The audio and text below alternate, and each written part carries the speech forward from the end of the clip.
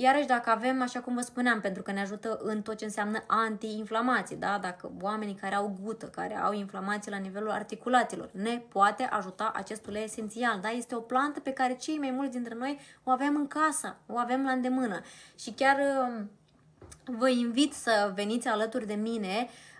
Nu știu dacă o să fac live-uri în fiecare zi și la o anumită oră, dar voi lua efectiv toate plantele pe care noi deja le avem la îndemână, care conțin și creează ele de la Mama Natură uleiuri esențiale, ca să înțelegem în primul și în primul rând ce sunt uleiurile esențiale și faptul că noi avem în casă aceste plante și ne folosim de ele în scop culinar, când de fapt ele ne pot ajuta și în scop terapeutic, ne pot ajuta să ne susținem și să ne creștem, să ne îmbunătățim și recăpătăm starea de sănătate cu adevărat, fără să mai băgăm în noi tot ceea ce creează sistemul farma, pentru că, dragilor, nu este despre sănătatea noastră în acea direcție. Pentru că dacă ar fi despre sănătatea noastră, nu, am fi și noi mai sănătoși, dar n-am mai luat un medicament și am avea reacții adverse și ne-am distruge ficatul. Da?